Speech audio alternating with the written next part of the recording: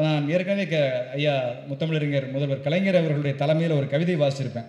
அந்த கவிதையை ஒட்டி தான் இன்றைய தலைப்பே. அதாவது, கோவணம் கட்ட குனிந்து வாழ்ந்த இனத்தை, கோவணம் கட்டி குனிந்து வாழ்ந்த ஒரு இனத்தை மீட்டு சுயமரியாதை ஆடை கட்ட வைத்தவர் பெரியார். கோவணம் தான் கட்டிகிட்டு இருந்தான் அப்போல்லாம். அதுவே ஆண்டையை பார்த்தா அப்படியே வளைஞ்சு நினைஞ்சு குளிஞ்சு நின்றுட்டு இருந்தான். அவன் அப்படி இல்லைடா, நீ சராசரியான மனுஷன், யாருக்கும் நீ சளைச்சவன் இல்லை, எல்லாத்துக்கும் நீ நிகரானவன் அப்படின்னு சொல்லி சுயமரியாதை ஆடை கட்ட வைத்தவர் பெரியார். அவரை மெல்ல மெல்ல முன்னேறி கொஞ்சம் வேட்டி கட்டிலாம் அணிஞ்சிட்டு இடுப்பில் துண்டு கட்டிகிட்டு இருந்தவங்க தான் நம்ம ஊரில் நிறைய பார்த்துருப்பீங்க. பெரிய ஜாதிக்காரங்க, பெரிய பெரிய மிராசுதாரர்கள் போனால் இடுப்பில் துண்டு எடுத்து கட்டிப்பாங்க. அதை உடைத்தவர், இடுப்பில் கட்டியிருந்த தமிழனின் துண்டை உதறி தோளில் போட்டு விட்டவர் அறிஞர் அண்ணா. அண்ணா தான் சொன்னார், உன்னுடைய சுயமரியாதை இடுப்பில் இருக்கக்கூடாது, தோளில் போட்டுட்டு நட, அது எவ்வளவு பெரிய ஆளாக இருந்தாலும் சரி அப்படின்னு சொல்லி இடுப்பில் கட்டியிருந்த துண்டை உதறி தோளில் போட்டு விட்டவர் அறிஞர் அண்ணா. தோளில் போட்டிருந்த தமிழனின் துண்டை எடுத்து முடுக்காக மடித்து அதை தலையில் தலைப்பாகையாக கட்டிவிட்டவர் தான் கலைஞர். இந்த மூவருடைய மிகப்பெரிய நினைவுகூரும் நாளாக அல்லது அவர்களுடைய ஆற்றலை எல்லாம் மீண்டும் அடுத்த தலைமுறைக்கு செலுத்தும் விழாவாகத்தான் இந்த முப்பெரும் விழாவினுடைய தொடர்ச்சி கொண்டாடப்பட்டு இருக்கு. ஸோ தந்தை பெரியார் அவர்களை பற்றி நிறைய பேசியிருக்கோம். நிறைய எல்லாரும் அவரை பற்றி அறியாதவர்கள் இந்த இயக்கத்திலே இருக்க முடியாது. அவரை பற்றி அறிந்தவர்கள் மாத்திரம்தான் இந்த இயக்கத்தில் இயங்கவே முடியும். ஏனென்றால் இந்த இயக்கத்துக்கு உள்ளிருக்கிற அடிநாதமே தந்தை பெரியார் தான். ஸோ அப்படிப்பட்ட அந்த பெரியாருடைய புரட்சியில் பல புரட்சிகள் பிரசித்தி பெற்ற புரட்சிகளாக இருந்தால் கூட இந்த மேடையில் நான் ஒரு பதிவு செய்ய வேண்டிய ஒரு மிக முக்கியமான புரட்சி, அவர் எப்படிப்பட்ட சமூகத்துக்கு சொந்தக்காரர் அப்படிங்கிற ஒரு புரட்சியை திருவாங்கூர் சமஸ்தானத்தில் அவர் நடத்தினது தான். நான் சமீபத்தில் கேரளாவில் ஒரு கோயிலுக்காக போயிருந்தேன். அங்கே போகும்போது அந்த ஊரை கடந்து போகிறேன். அப்போ சட்டென்று அங்கே நினைவுக்கு வந்தது தமிழ்நாட்டில் தந்தை பெரியார் அவர்களுடைய முகம்தான். ஏன்னா நான் சென்ற ஊர் அந்த வைக்கம் வழியாக சென்றேன். அடுத்த மாநிலமாக இருந்தால் கூட நம்முடைய தமிழ்நாட்டின் பகுத்தறிவு விடுதலைக்காக போராடிய பெரியார் அந்த வைக்கம்ங்கிற ஊர், நிறைய பேர் வைக்கம் வீரர்னு கேள்விப்பட்டிருப்பீங்க, வைக்கம் போராட்டத்தை பற்றி சில பேர் படிச்சிருப்பீங்க, நிறைய பேருக்கு தெரியாமல் கூட இருந்திருக்கும். ஆனால் அதை பற்றி தீவிரமாக படித்து அலசினால்தான் தெரியும் அந்த போராட்டம், அந்த சத்தியாகிரகம் வைக்கத்தில் நடந்த போராட்டம். பல தேசிய தலைவர்கள் அவங்க அழைச்சி பேசுகிறாங்க, யாரை கூப்பிட்டு அந்த போராட்டத்தை தொடர சொல்லலாம், ஏன்னா எல்லா தலைவர்களையும் கைது பண்ணி சிறையில் அடைச்சிடுறாங்க. அப்போ யார் இதற்கு இவ்வளவு வலிமையான ஒரு நபருக்கு வந்தால் தான் இந்த போராட்டம் தொடரும், தாழ்த்தப்பட்டவர்களுக்கு ஆதரவு அளிக்கின்ற அந்த தெருவில் நடக்க தடை விதித்ததை உடைத்து அந்த வைக்கத்தில் போராட்டம் நடக்குது, அது யார் தலைமை ஏற்க முடியும் போது பெரியார் அவர்களால் மாத்திரம்தான் இவ்வளவு பெரிய எதிர்ப்பை சமாளிக்க முடியும்னு சொல்லி அவரை கூப்பிடுறாங்க. அப்போது அவர் சென்று அந்த போராட்டத்தில் களமிறங்கி தலைமையேற்று 1 நாள் 2 நாள் 3 நாள் 4 நாள் 1 மாதம் 2 மாதம் அப்படி இல்லை, 604 நாட்கள் தொடர்ச்சியாக அந்த போராட்டம் நடந்திருக்கு. அந்த போராட்டம் அப்புறமா பெரியாருடைய தலைமையில் வெற்றி பெற்றிருக்கு. அதற்கு பிறகுதான் திருவிக்கா தான் அந்த பட்டத்தை சூட்டுகிறார், வைக்கம் வீரர் பெரியார் என்று அந்த பட்டத்தை திருவிக்கா அவர்கள் சூட்டுகிறார்கள். அப்படிப்பட்ட அந்த அண்டை மாநிலத்தில் சென்று ஒரு பகுத்தறிவை, ஒரு தாழ்த்தப்பட்ட சமூகத்திற்கான தோள் கொடுத்து அவர்களை தூக்கிவிட்ட அந்த மகத்தான ஒரு வீரரை நினைவு கூறாமல் யார் நினைவு கூறுவது? அப்படிப்பட்ட ஒரு பெரிய சாதனை அவர் நிகழ்த்துறார். அந்த போட்ட அஸ்திவாரத்திலிருந்து எழுந்து வர்றார். அதுவும் முந்தானத்து ஒரு இது படித்தேன் சார், பேரறிஞர் அண்ணா அவர்களை பற்றி நிறைய சம்பவங்கள் நான் படிச்சிருக்கேன். ஆனால் இது நிறைய பேர் தெரிஞ்சிருக்கோம். நான் முதல் முறையாக இதை தான் கேள்விப்படுறேன். 67 முதலமைச்சராக அண்ணா அவர்கள் முதல் முறையாக அயல் நாட்டுக்கு சுற்றுப்பயணம் போகிறார். ஸோ ஃபாரின் கண்ட்ரிஸ் எல்லாம் போகிறார், அங்கே எல்லாரையும் விசிட் பண்ணி பார்த்துட்டு இருக்காரு. அப்போ அவருக்கு வேட்டிகன் சிட்டியில் போய் அந்த கிறிஸ்துவர்கள் இருக்கக்கூடிய அந்த பெரிய போப்பாண்டவர்கள் இருக்கக்கூடிய சிட்டி, அந்த வேட்டிகன் நகரத்தை பார்க்கக்கூடிய ஒரு பெரிய வாய்ப்பு கிடைக்குது. இதற்கு முன்னால் ஒரு சினிமா காட்சி மாதிரி அதை சொல்லணும்னா, சரியாக 1970 ஒரு ஃபாரின் மனிதர், ஒரு வெளிநாட்டுக்காரர், வெள்ளைக்காரர், அவர் சென்னை மெரினா கடற்கரையில் இருக்கக்கூடிய அறிஞர் அண்ணா சமாதியில் நின்று கதறி அழுது கொண்டிருக்கிறார். இந்த காட்சியை பார்க்கிற அப்போது இருந்த ஊடகவியலாளர்கள் எல்லாரும் போய் அதை படம் எடுக்கிறாங்க. ஒரு வெளிநாட்டு மனிதன் ஏன் அறிஞர் அண்ணா சமாதியில் நின்று இப்படி குமரி அழுதுட்டுருக்காரு அப்படி சொல்லும்போது ஆச்சரியமாக பார்க்குறாங்க. அப்போ அதுலேருந்து ஒரு சின்ன ஃப்ளாஷ்பேக், ஒரு சினிமா மாதிரி போனோம்னா, அப்போ தான் நான் சொன்னேன், 67 முதலமைச்சராக அண்ணா அவர்கள் வெளிநாடு சுற்றுப்பயணம் போகும்போது போப்பாண்டவர் சந்திக்கிறாரு. அப்போ போப்பாண்டவர் மீது அவருக்கு ஒரு பெரிய அன்பு மரியாதை. போப்பாண்டவருக்கு ஏன் அறிஞர் அண்ணாவை சந்திக்கிறாருன்னா, காந்தி வாழ்ந்த தேசத்தில் கடைக்கோடி தமிழ்நாட்டிலிருந்து ஒரு பகுத்தறிவாளர் வந்திருக்கிறாராமே, அவரை பார்க்கலாம் அப்படின்னு சொல்லி போப்பாண்டவர் 5 நிமிடம் அவகாசம் கொடுக்குறாரு அறிஞர் அண்ணாவோடு பேசுவதற்கு. இப்போ உள்ளே போகும்போதே அவருக்கு இன்ஃபார்ம் பண்ணி அனுப்புகிறாங்க, ஐயா போப்பாண்டவரோட சந்திப்பதற்கு உங்களுக்கு 5 நிமிடம் அவகாசம், அதுக்குள் நீங்கள் பேசிட்டு வந்துடுங்க அப்போ அறிஞர் அண்ணா அவர்கள் அது என்ன பேச வேண்டுமோ, அவர் ஆங்கிலத்திலும் பெரிய புலமை பெற்றவர் இல்லையா, அதுக்கு தகுந்த போது தன்னுடைய உரையை சுருக்கி ஒரு 5 நிமிடமாக அந்த உரையை அந்த போப்பாண்டவருக்கு முன்னால் அமர்ந்து பேசுகிறார். அவர் பேசுகிற அழகு, தமிழ் எவ்வளவு அழகாக அறிஞர் அண்ணா அவர்கள் பேசுவார்களோ அதற்கு நிகராக ஆங்கிலத்திலையும் பேசுவார். அந்த அழகில் லயித்து போன போப்பாண்டவர், ஐயா 5 நிமிடம் அல்ல, இன்னும் 55 நிமிடங்கள் பேசுங்கள், உங்களுக்கு 60 நிமிடங்கள் வேணும் அப்படின்னு.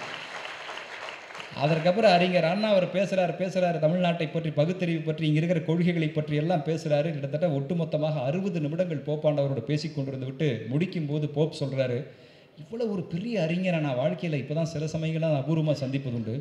ஆனால் உங்களுக்கு ஏதாவது எனக்கு ஒரு பரிசு கொடுக்கணும்னு தோணுது, உங்களுக்கு என்ன பரிசு வேணும், என்ன வேணாலும் கேளுங்க. அப்படிங்கும்போது அறிஞர் அண்ணா சொல்கிறாரு, எனக்கு எந்த பரிசு வேணாயா? இல்லை கண்டிப்பாக நான் உங்களுக்கு ஏதாவது கொடுக்கணும். என்ன கேட்டாலும் தருவீங்களா? நான் என்ன கேட்டாலும் தரேன். அப்படிங்கும்போது அறிஞர் அண்ணா அவர்கள் ஒரு பரிசு கேட்குறார். என்னென்னா, போர்ச்சுகல் நாட்டினுடைய ஆளுமைக்குள் இருந்த கோவான்னு ஒரு ஊர் இருக்கு இல்லையா, அந்த கோவா வந்து போர்ச்சுகலுடைய அடிமையாக இருந்தது பிரிட்டிஷ் காலத்தில். அப்போது போர்ச்சுகலிடமிருந்து கோவாவை மீட்பதற்காக மைக்கேல் ரானடே அப்படின்ற ஒரு போராளி கடுமையாக போராடி இருக்கார். அந்த யுத்தத்தில் போர்ச்சுகல் வீரர்கள் அந்த மைக்கேல் ரானடேவை கைது பண்ணி போர்ச்சுகலில் கொண்டு போய் அரெஸ்ட் பண்ணி சிறையில் வச்சிடறாங்க. அதற்கு பிறகு இந்தியா சுதந்திரம் அடைந்து 14 வருடங்கள் கேட்பாரற்று கிடக்கிறார் மைக்கேல் ரானடே, கோவாவினுடைய விடுதலைக்காக போராடியவர், போர்ச்சுகலுடைய லிஸ்பன் சிறைக்குள்ள. இதை நினைவு கூறுறார் அண்ணா. ஐயா, இதுபோல் கோவாவில் தன்னுடைய மண்ணின் விடுதலைக்காக போராடிய மைக்கேல் ரானடே என்கிற நபர் இப்போது போர்ச்சுகல் சிறையில், லிஸ்பன் சிறையில் வாடிக்கொண்டிருக்கிறார். நீங்கள் சொன்னால் அந்த உத்தம வீரரை போர்ச்சுகல் அரசு விடுதலை செய்யும்.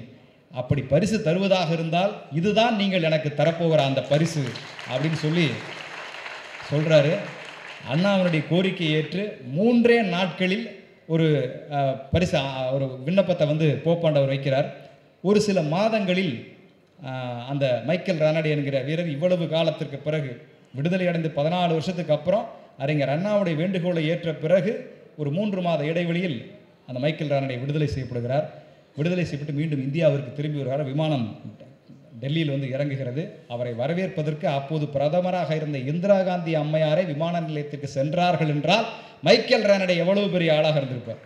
ஸோ அப்படி பிரதமரே போய் விமான நிலையத்தில் மைக்கேல் ரானடே வரவேற்று அவரை கோவாவிற்கு அனுப்புவதற்கு சித்தமளிக்கும் போது மைக்கேல் ரானடே சொல்கிறாரு, கோவா மண்ணும் மக்களுமே என்னை மறந்துவிட்ட நிலையில் தென்கோடி தமிழகத்திலிருந்து ஒரு அறிஞர் வந்து என்னை காப்பாற்றிங்க, கரை சேர்த்தி இருக்கிறார். நான் பார்க்க வேண்டியது முதலில் கோவா மக்களை அல்ல, என்னை மீட்டெடுத்த அறிஞர் அண்ணாவை, அவரை நான் பார்க்கணும் அப்படி சொல்லி மைக்கேல் ரானடே சொல்கிறாரு. அப்போது தான் இந்திரா காந்தி அம்மா சொல்கிறாங்க, அண்ணா இஸ் நோ மோர் அப்படிங்கிறாங்க. அதற்கு பிறகு தான் நான் முதல் காட்சி சொன்னேன் இல்லையா, அவர் கோவாவிற்கு போகாமல் சென்னை மெரினாவிற்கு வந்து அண்ணா சமாதி அருகே நின்று தன்னுடைய கண்ணீரால் அவருக்கு காணிக்கை செலுத்திவிட்டு திருப்ப தன்னுடைய மண்ணுக்கு போனார். இப்படி ஒவ்வொருடைய சாதனைகளையும் பார்த்தோம்னா அறிஞர் அண்ணாவுடைய ஆகட்டும், நம்முடைய பெரியார் அவருடைய ஆகட்டும், அதன் தொடர்ச்சியாக 2 பேருடைய கலவையாக நமக்கு கிடைத்த அரிய பொக்கிஷமாக அந்த கலைஞரை பற்றியெல்லாம் பேசணுன்னா நல்லா ஒரு 4 முழுக்கம் பேசிகிட்டு இருப்பேன். ஆனால் அடுத்து மிக முக்கியமானவர்கள் பேச வேண்டியிருப்பதால் நான் ஒரு முறை அவரை நேரடியாக நிறைய பேருக்கு அந்த அனுபவம் கிடச்சிருக்கும். ஸோ அப்படி அவருடைய தனிப்பட்ட சின்னது ஒரு 10க்கு 10 ரூமில் தாங்க அவர் இருப்பார். கோபாலபுரத்தில் போன பெரிய சின்ன ஹால் இருக்கும், அங்கே அவர் உட்காந்துருப்பார். அதை தாண்டி ஒரு சின்ன ஒரு 10க்கு 10 ரூமுக்குள்ளே அந்த சங்குமார்க் லுங்கி அணிந்த அந்த சிங்கத்தை யாராவது மறக்க முடியுமா? அவர் சங்குமார்க் லுங்கி தான் போடுவார். அதாவது இது போட்டால் தான் அவர் சௌகரியமாக இருக்குது. அவன் சங்கு வேறு எந்த லுங்கியாக தான் தூக்கி போட்டுருவார். அவரோட பழகி அல்லது அந்த நினைவுகளுக்கு மூழ்கி இருப்பவர்களே கண்டிப்பாக தெரியும். ஸோ அந்த ப்ளூ கலரில் கட்டம் போட்ட லுங்கி, ஒரு முண்டா பனியன் போட்டு ஒரு பேடு, ஒரு தலைவானை வச்சு எழுதுகிற அந்த உருவத்தை இந்த உலகம் உள்ளவரை வந்து ஒரு தூய தமிழான மறக்க முடியாது. அந்த கலைஞருடைய சாதனைகளிலே மிகப்பெரிய ஒரு பெரிய சாதனையாக நான் கருதுறது என்னென்னா, அதுவும் இந்த 2 பேர் சம்மந்தப்பட்ட சாதனை, அவர் தந்தை பெரியாருக்கு கொடுத்த ஒரு வாக்கை நிறைவேற்றுவது தான் மிகப்பெரிய முக்கியமாக கருதியிருக்கிறார். 1900 கலைஞர் தன்னுடைய சுயசரிதத்தை எழுதியிருக்கிறார். 1970 பெரியாருடைய வேண்டுகோளாக அனைத்து சாதியினரும் அர்ச்சகராகலாம் அப்படிங்கிற ஒரு வேண்டுகோளை பெரியார் தான் முன்வைக்கிறார். ஒரு நாத்திகராக இருந்தாலும் பகுத்தறிவு பிரச்சாரத்தையே தன்னுடைய கொள்கையாக வாழ்ந்தாலும் பெரியார் தான் முன்வைக்கிறார். அனைத்து சாதியினரும் அர்ச்சகராகலாம் அப்படிங்கிற ஒரு எண்ணத்தை, ஒரு திட்டத்தை, ஒரு மிகப்பெரிய பங்களிப்பை அந்த சாதி வேற்றுமை உடைப்பதற்காக அதை நிறைவேற்றுவேன் என்று அப்போது வாக்கு கொடுத்தார் கலைஞர். அதற்கு பிறகு ஆட்சி மாறுகிறது. பெரியார் அவர்கள் இறக்கிறார். இறக்கும்போது கலைஞர் சொல்லுகிறார், அவருடைய எவ்வளவோ கனவுகள் நிறைவேறியிருந்தாலும் இந்த கனவு நிறைவேறாமல் நெஞ்சில் ஒரு முள்ளை வைத்துத்தான் அவரை புதைத்திருக்கிறோம். அந்த முள்ளை நாம் எடுத்தாக வேண்டும் அப்படிங்கிறாரு. அது கிட்டத்தட்ட கலைஞருடைய பொற்கால ஆட்சியின் காலத்திலேயே சட்டமாக இயற்றப்பட்டு பிறகு உச்சநீதிமன்றத்தால் மறுக்கப்பட்டு மீண்டும் 2003 அது அரசாணையாக வெளியிடப்பட்டு மீண்டும் மறுக்கப்பட்டு 2023 இன்று நம்முடைய தமிழகத்தை ஆளுகிற முதல்வரின் மூலமாக அந்த திட்டம் நிறைவேறி இருக்கு. அப்படின்னா இது எவ்வளோ ஒரு அழகான நீட்சி பாருங்களேன். பெரியார், அண்ணா, கலைஞர் அப்படிங்கிற அந்த 3 மகா தலைவர்களுடைய அந்த ஒருமித்த சங்கமம் இங்கே இருப்பதால் தான் சனாதனம் இன்னும் இங்கே உள்ளே நுழைய முடியாமல் தடுமாறி வெளியே சென்று கொண்டே இருக்கிறது.